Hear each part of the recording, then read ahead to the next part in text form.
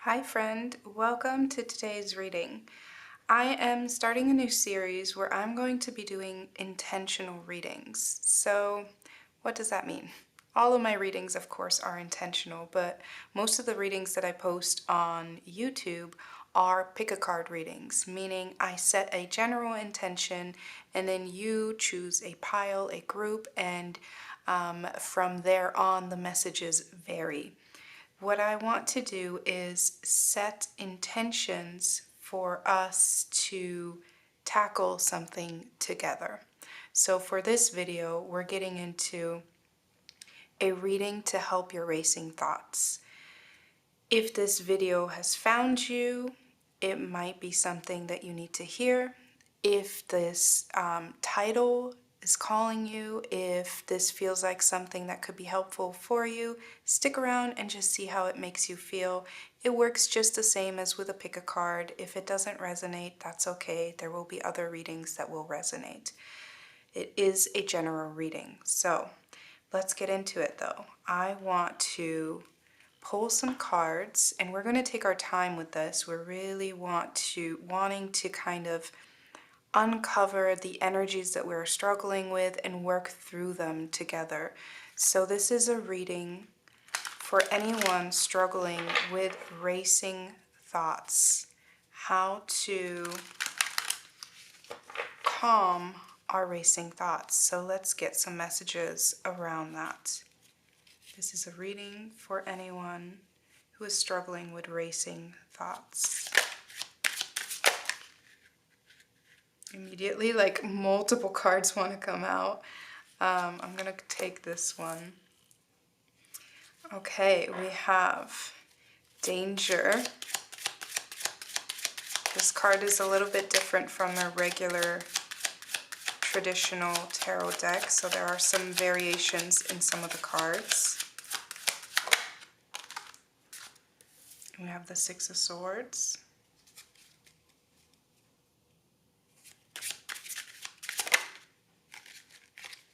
We have the Death card. I'm going to pull one last card to finish out this row, and then I'm going to get into it. And then I'm going to show you some close-ups because these cards are gorgeous. We have the Fool. And at the bottom of the deck, we have the Ace of Wands. Yes, I love this. Okay. Let's get into it. Your racing thoughts have a lot to do with trying to control something that is out of your control. Trying to manage something that is unmanageable. Do you see this? This is you. And these are your thoughts. These are your racing thoughts. And the fact that this card is titled Danger, it's very much about, it's heavy, it's a lot, it's everywhere. It's almost like this feeling of these giant snakes is giving me like this crushing sensation. And you feeling really kind of helpless.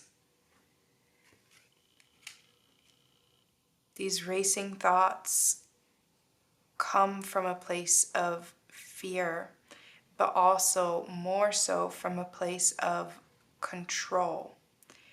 Control and fear. Wanting to be able to control outcomes. Wanting to be prepared. And I think on your end, it probably feels more of like, oh, I'm just trying to be prepared. This world is rough. Like, I'm just really trying to be aware. But I think your awareness is more so hypervigilance, and hypervigilance in a way that it's hurting you.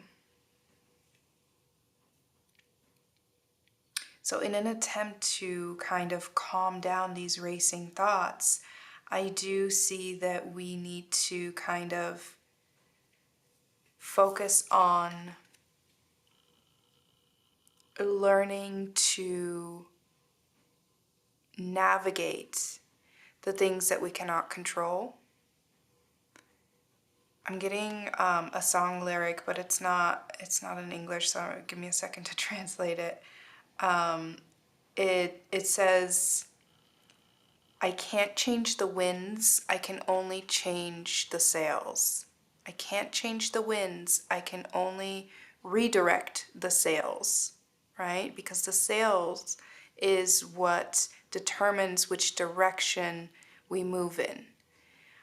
But the wind is unchangeable. The wind is going to do whatever it wants. But adjusting our sails is going to help us get closer or further away from the direction that we're trying to sail into. So in that regard, think of the wind being the emotions or the mental strains that you feel like you have no control over. And with that, I want to acknowledge that there are things that happen very, very much internally on a very mental level that a lot of people will tell you, oh, you just have to stop thinking that way, or you just have to like distract yourself, or you just have to, and that's, when you're in that state, that feels impossible. It feels like this is what my brain is used to doing at this point in time. So someone telling me like, oh, you just need to meditate.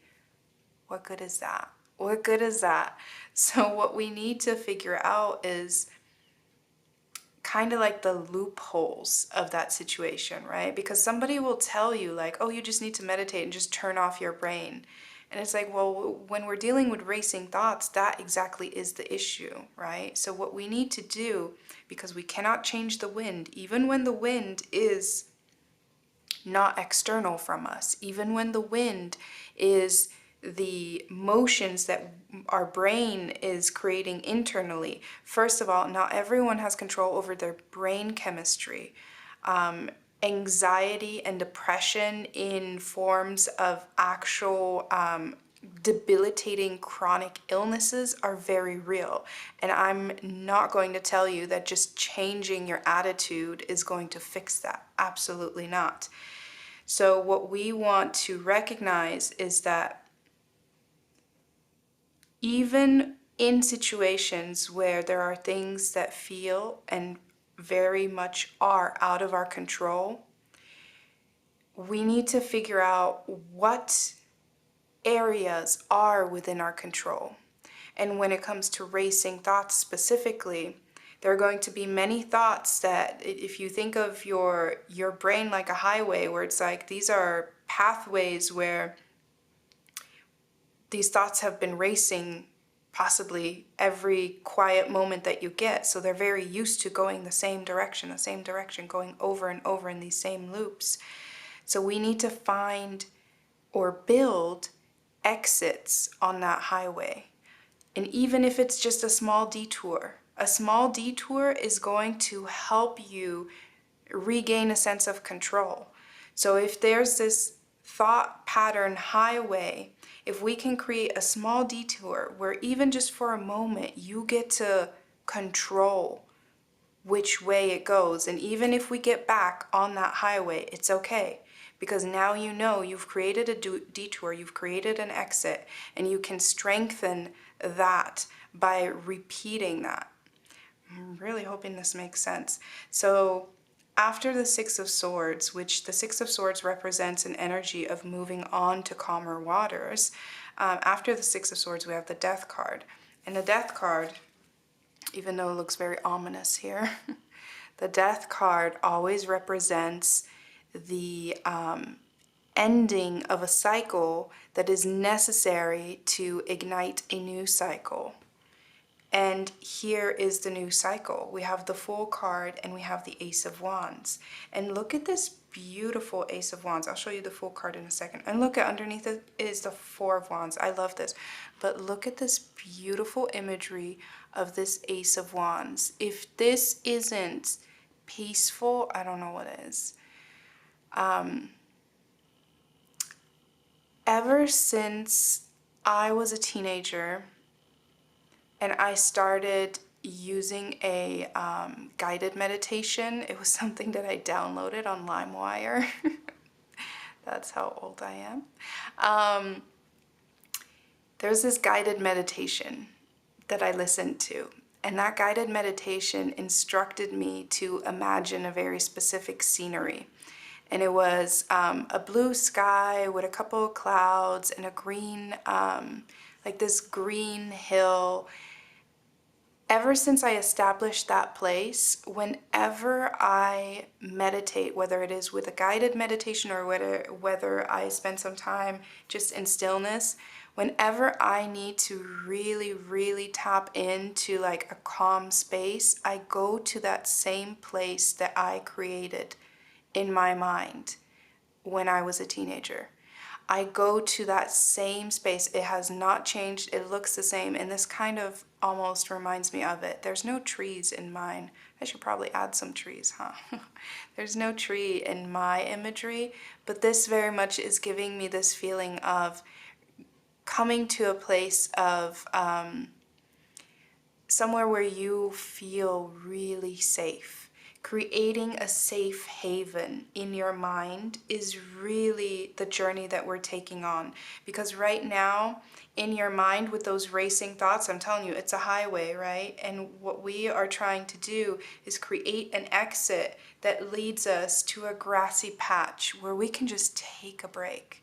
Even if it doesn't change, even if it doesn't, take down the highway completely, we want to create a pathway to a peaceful resting place. And now let me show you with this Fool that came right after the Death card, that is telling us that we are creating a new path. The Fool takes on a new journey. He creates a path for himself, right? So we are talking about creating a pathway away from this place where there's no greenery, there's no grounding. We are up in the skies somewhere. Honestly, this looks like crystals or glass. Like, it's just every step seems like painful.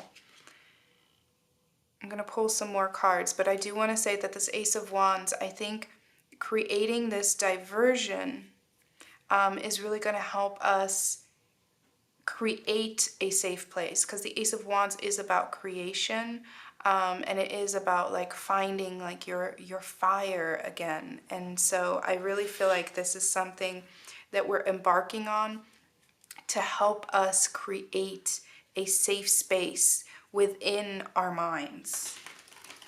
Now, let's keep going. Let's talk about this Danger card. Give me one card for this Danger card.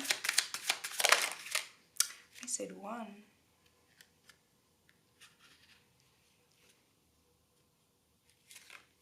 Interesting. I'm going to take both of them because they came out together. We have the Nine of Cups, and then in this deck, this is called the Venerable Man, which is the Hierophant, pretty much. Let's keep going. What about this Six of Swords?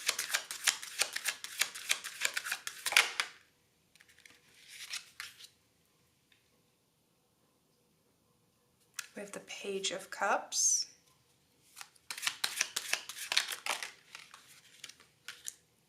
We have the Seven of Cups underneath the Death card.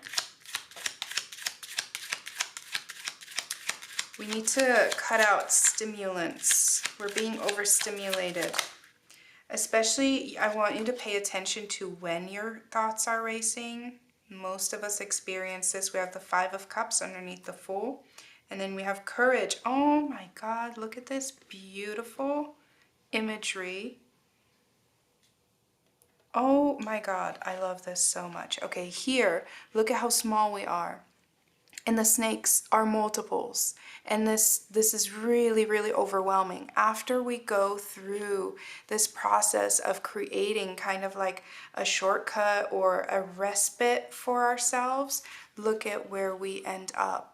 We go from danger to courage. And look at this guy is like this little teeny tiny guy here. This is us without any kind of defenses. And look at this guy is head on going for this creepy looking snake, and he has a sword with him and he is ready to tackle it. And not just that, but also these crystals have turned dark, but there is a sky in the background, whereas before it was just this tiny space, and now we can make sense of where things are. Oh, I love this. Underneath that is the Ten of Pentacles, and I love that as well. Okay, but let me unfold this for you. This is such a beautiful reading. I love this deck, to be honest. Let me focus. There we go. And let's pull you a little bit. There we go. Okay, so underneath the Danger card, we got the Nine of Cups with the Hierophant, the Venerable Man. I feel there is the fears, the kind of like that hyperfixation that we have of control comes down to the idea of, if I think about this enough, I can figure it out. If I commit myself enough, I can gain control of this. This is very closely related to your sense of accomplishment and your sense of pride. I think you are, of course, a very capable person, but there are things that you cannot manage just on your own. There are things where you might need support. There are things that you just literally cannot control because they were never within your control and they were never meant to be within your control. But here is this idea of, if I devote myself enough to myself, or if I devote myself enough to figuring this out, like there's just something about sacrificing yourself. My cat is trying to make himself a bed on the recyclables, so if you hear some noise in the background, that's that. So if I devote myself enough that I can, basically it's this feeling of, I must be worthy of the stress that things are causing me if I'm not capable of managing them. And this comes from an idea of conditioning, of this idea that perhaps in childhood your parents put a lot of responsibility on you, or, you know, I could even see this applying to people who were in school who you may have had, doesn't have to apply, take it if it fits, leave it if it doesn't, but you may have had some challenges when it comes to learning. Could reach as far as a learning disability that was undiagnosed. And because it was undiagnosed, you had to work twice as hard to keep up with people, and you had to be, in some regard, in your past, you had to be hyper vigilant. You had to put in extra effort. And because it was not acknowledged, it left you feeling like, well, everyone else is able to manage just fine. Why can't I? Obviously, I'm not trying hard enough, right? There's this sense of responsibility that you have that really is not appropriate, because there's something where you're overreaching in your sense of responsibility, okay? Because there's something that is so grandiose that you cannot take responsibility for it completely. There's some, even, and I want to say this again, even if this is internal, right? There are some things where, when either our hormones or our brain chemistry is out of balance, it just has such a huge effect on us, okay? And just willpower is not going to fix that. Okay, moving on to the Six of Swords along with the Page of Cups. This is telling me that we need to have some compassion for ourselves. Again, you cannot change the wind, you can only adjust your sails. With this Page of Cups, it's telling me that there is some compassion that we need to address towards ourselves in the way that a new friend would. Imagine you're meeting yourself for the first time, right? And you've known yourself all your life. So the language that you use when communicating with yourself internally is very harsh. Imagine you're meeting someone for the first time. You wouldn't talk that way to them, right? The Page of Cups is a very emotional energy, and it's a very it's a young emotional energy. So what we want to do is be very imaginative, compassionate, and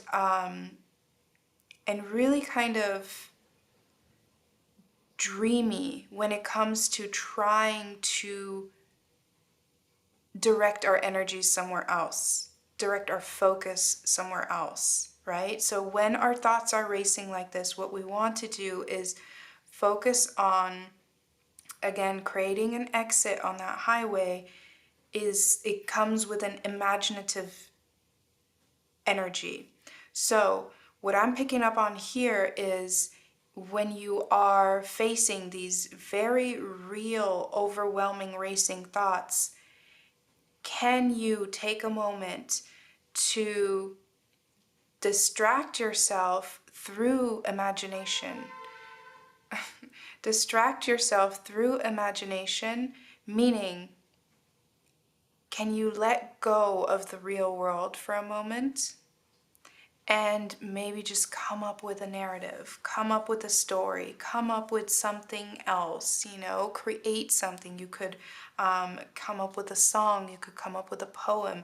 Is there something that can kind of take you away from that highway to a calmer place where you're not dealing, and I'm not telling you to avoid your real life issues, definitely not, but I'm asking you to take a break from them for sure, because they are exhausting you and they're overwhelming you, and when you're overwhelmed, you're not able to manage, okay?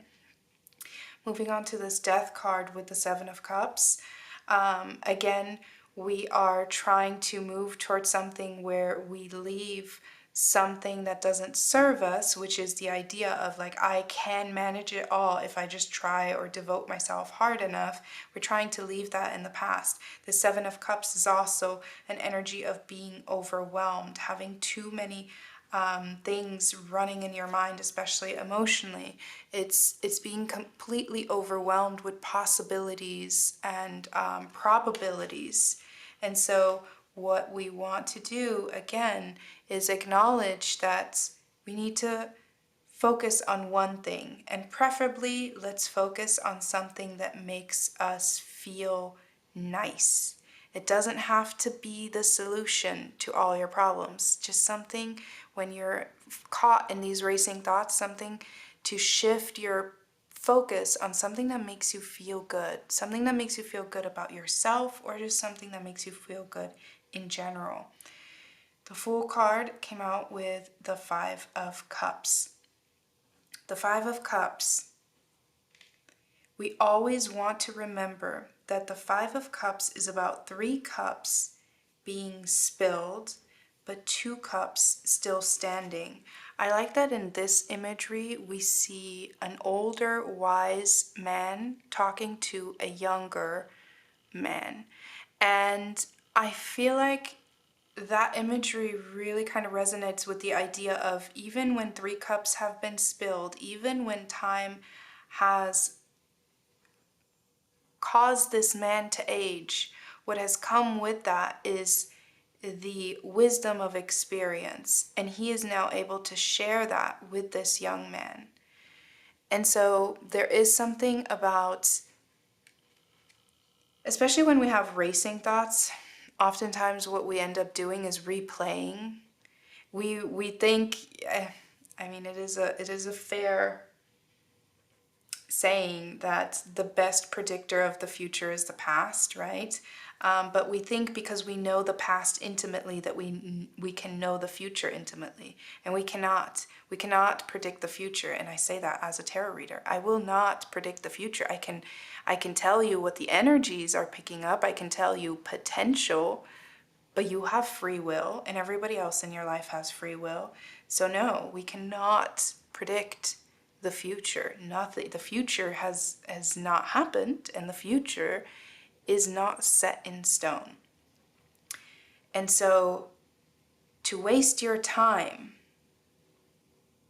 trying to create the future just so that you can be prepared for it is really just a waste of your mental faculties in this scenario. Of course, we want to bring awareness to things that may come up so that we're prepared, but that's not what we're talking about here. We're talking about racing thoughts, right? So I do love that we're going from this overwhelmed state to this more grounded state of being able to face these guys in a more grounded way. And the way that we're doing that is by finding those detours, by finding a moment to catch a breath. And then when we return, because like I said, this isn't just going to go away with willpower. They will come up again.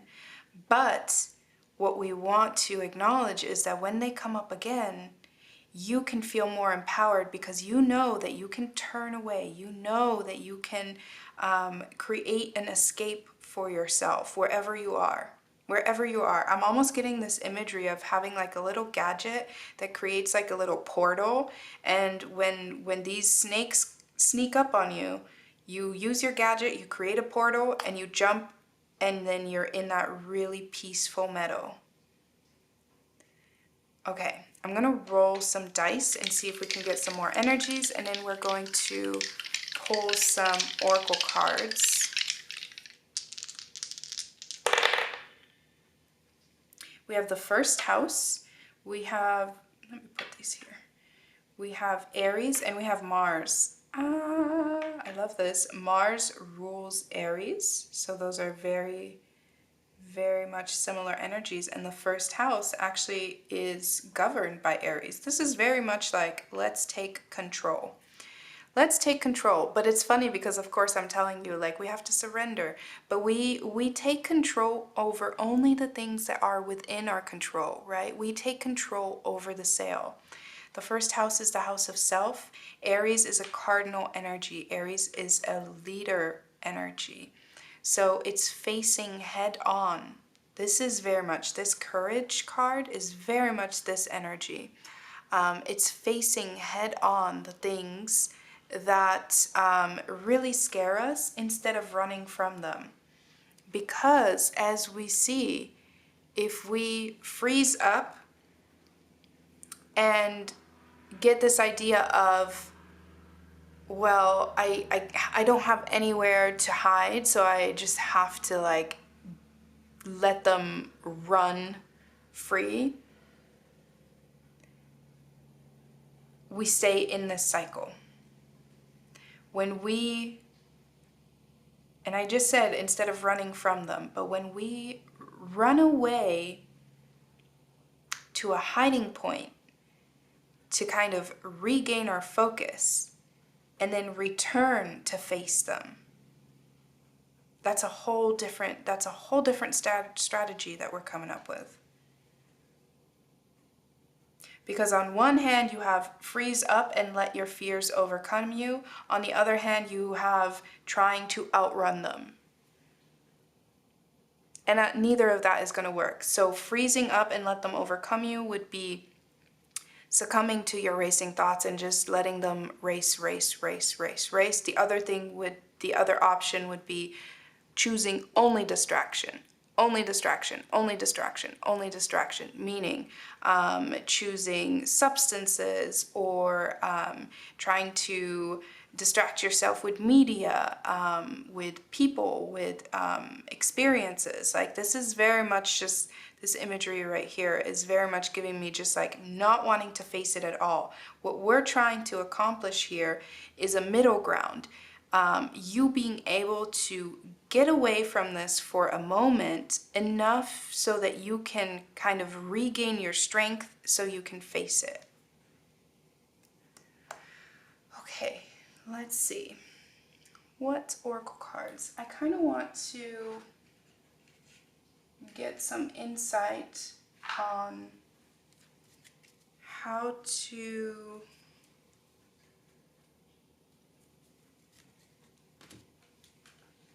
work through this. So I'm gonna pull some cards from this little deck that I created that's just Spirit Whispers. And this, I always use it as advice on how to kind of get in touch with your higher self.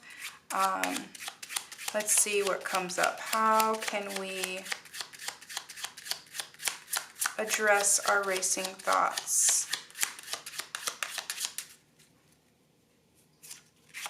And if you are still here, I'm so happy that you're hanging out with me, because I know this is a very different reading. This is, you know, it's slower.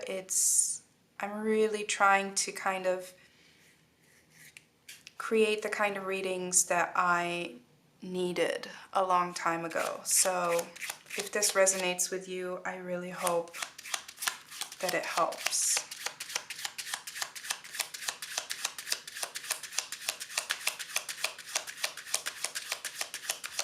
Okay, very deliberate. That's okay, we have time.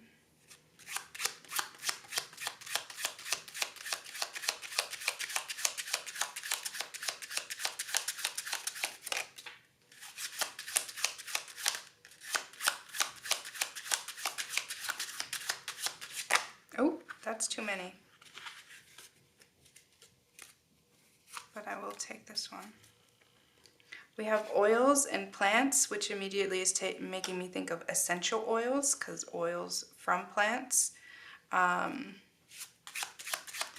see.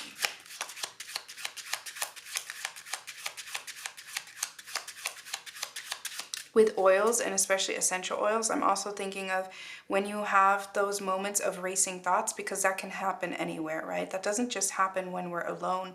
A lot of times it can start to creep up on you when you are in a public place.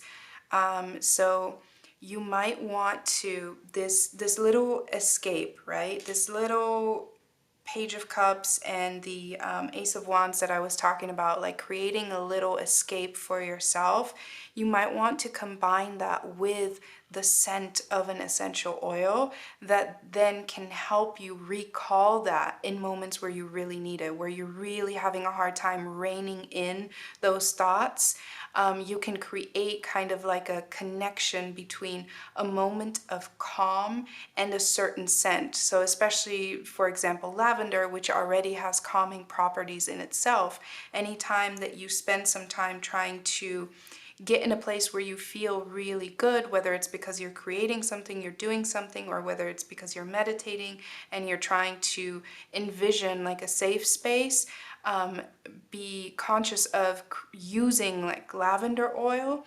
And then when you find yourself in a moment where you feel like you really don't have the mental capacity to go to your safe space, then you can grab the lavender oil, and that connection will be established, and it might help you to get into that place with more ease.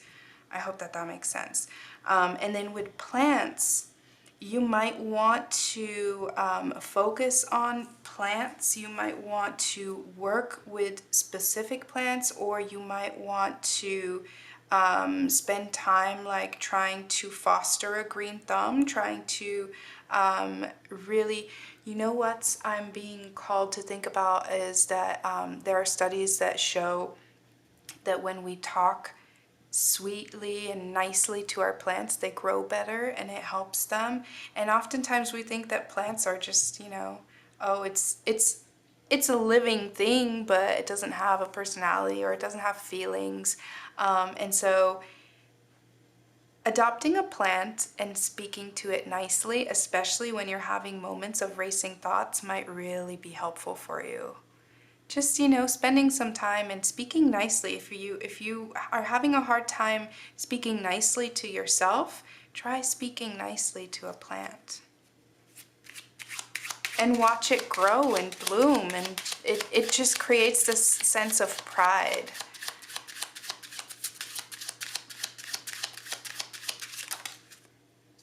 light. Certain light colors could be really helpful for you.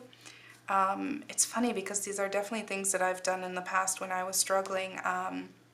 Red light is really, really helpful when you're struggling with racing thoughts. I know I've done that quite a bit. There are light bulbs that you can get. There are little lights, light up things that can change colors, like all those things. If you even just candlelight can be really, really calming to the brain. So those are things that you might want to experiment with, especially because I'm seeing this light shining right here. And we're going to get one more.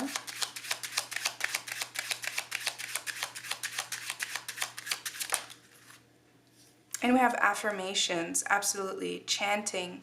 So the affirmations, again, I know that you can't just change your brain chemistry through willpower, but affirmations, especially coming out under plants, like I said, it might be really helpful to kind of bring positive self-talk. And if you feel kind of awkward doing it to yourself, then just involve a plant, you know. I don't know if that might make you feel even more awkward, but you know, instead of having a difficult time being like I'm releasing control over the things that I cannot that are not within my control, then try to involve your plant. Say like, you know what, today we are releasing the things, our grip on over the things that we cannot control. Affirmations also just really help with your throat chakra, speaking things out loud, chanting things. You might want to look up, there's a lot of really, really helpful affirmation songs on Spotify where putting it in a song might help you process, might help your brain process a little bit different. And then whenever you catch yourself, your mind racing again, you can put on one of those songs, or you can, like I said, with the Page of Cups earlier, you could create your own song. You could create your own affirmation song, something that kind of like just brings you back to your body when you need it most. So these are all kind of like little tricks to kind of snap you back into your body, especially with the oils, the smells, any kind of sensations, the lights, to snap you back into your body, to remind you that you are safe and that you are present in the here and now, and that the things that are racing in your mind are not actually in the here and now. Of course, if you're facing a real life issue, again, if you're facing a real life issue that is something that needs attention, of course, that needs to be addressed. But also thinking about it for 6 hours straight isn't going to help you. That's not going to bring a solution. Sometimes we have to distance ourselves from the issue to be able to approach something with a new perspective. Okay, let's get some more oracle cards. We won't go much longer. I'm gonna pull just from a couple more decks.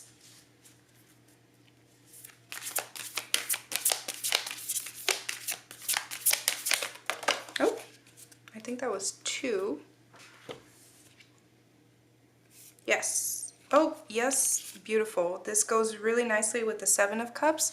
Confusion. Growth hurts, heals, and harnesses a way through the uncertainty. Harnesses away with the sail. You can't change the wind. You can only adjust the sails. Acknowledge. Eternal gatekeeper. Acknowledge, assert, and protect what is right for you, which also means protect your peace. It's really difficult, but we have to stand up and protect our peace when we notice that we're spiraling, right? We have to be like, okay, now we have to self-parent, we have to be the teacher in the classroom that says, okay, that's the thing, that's a method that I know middle school and elementary school teachers do. When the classroom is all a chatter, when everyone's doing other stuff, you know, they create little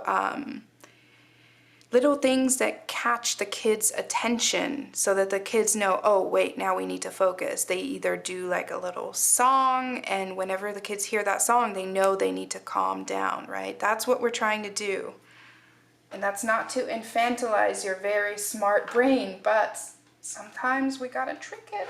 Sometimes we gotta do what we gotta do. Okay, let's get one from this deck.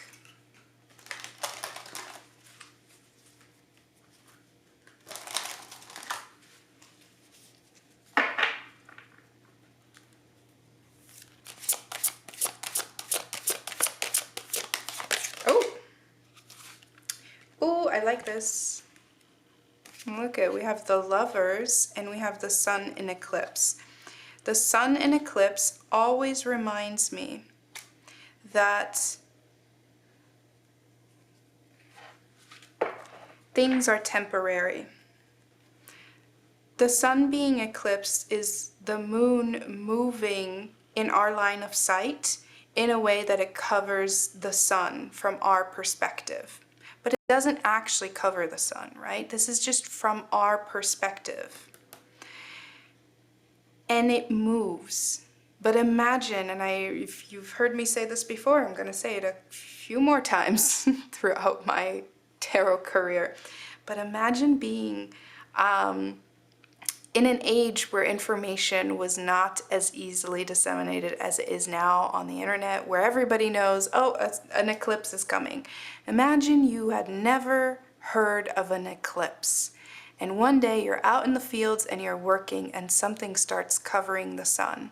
That is so terrifying. That is so scary. That feels like danger, because you don't know at that point in time that the moon is meant to do that, and that it will move, and that the sun is still there. It has not gone anywhere, right? And that is so important to remember with this card, Sun in eclipse, that the sun does not move, that you may be in a state of confusion and overwhelm, but it is, just like everything else, temporary. And with this Lovers card, the Lovers card is always about choice, about choices, making choices. And we have the choice, and I know we only have it to a certain degree because brain chemistry, but we have choices to make even in moments of absolute overwhelm. You do have power. And even if your power, even if in comparison to what you're dealing with, you feel small, you still have power. You exist, and you still have choice. And you have the choice.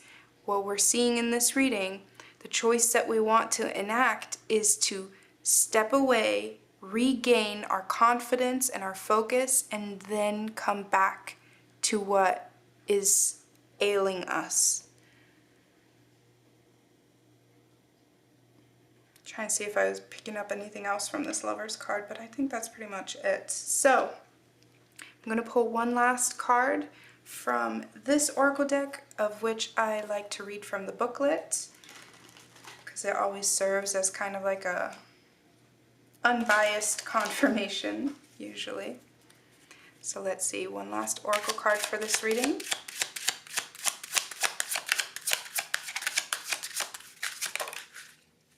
Oh, we have the Gift.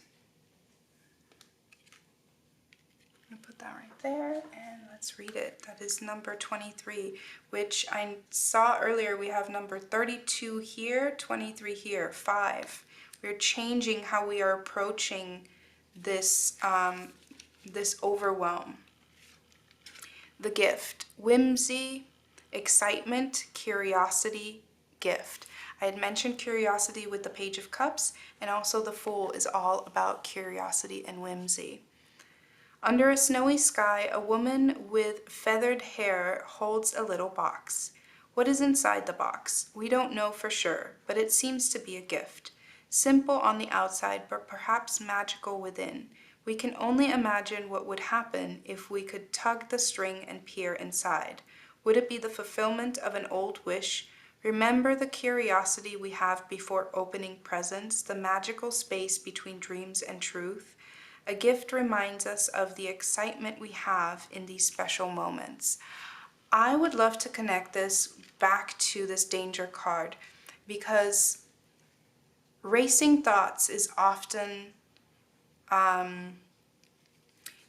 tied in with anxiety, right? Because it is that need to control the future. That's what they say is what anxiety is, right?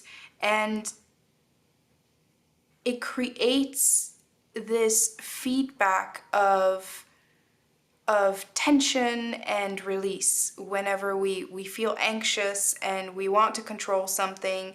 Let's say you're feeling really anxious about the work day tomorrow, and you can't stop thinking about it, and because you feel a lack of control over the outcome, you're really anxious.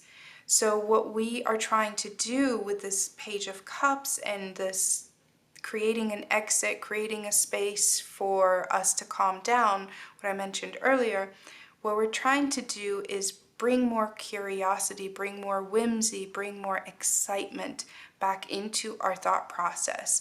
So how can we change our anxiety into excitement? Because technically, it's the same feeling, it's the same experience to our body, but we categorize it at one as anxiety and one as excitement. But we can, if we change the sail, adjust the sails a little bit, use that same wind to kind of flare up into excitement versus anxiety. But I know it's very difficult, but this reading is just to confirm that you are capable of doing so. You are capable of practicing that. Is it going to work every time? Probably not. But knowing that you have the capability to do that can give you the confidence to try. And every time you try, it gives you a sense of a little bit of control back. And I know it's very back and forth, because on one hand we need to surrender and let go of the things we cannot control, but on the other hand we do need to try and exert the control over what we know we can control. But we're feeling, because we can't control everything, we are getting this sense of like, well, I can't control anything. So it's a very delicate balance. I'm going to leave this here. I really hope that this helped and that it helped you kind of calm down your racing thoughts. And I hope that this gave you something to think about in the future whenever you experience racing thoughts. Okay, you might want to come back to this. All right. Thanks for hanging out with me, and I hope I get to read for you again sometime. Until then, take care.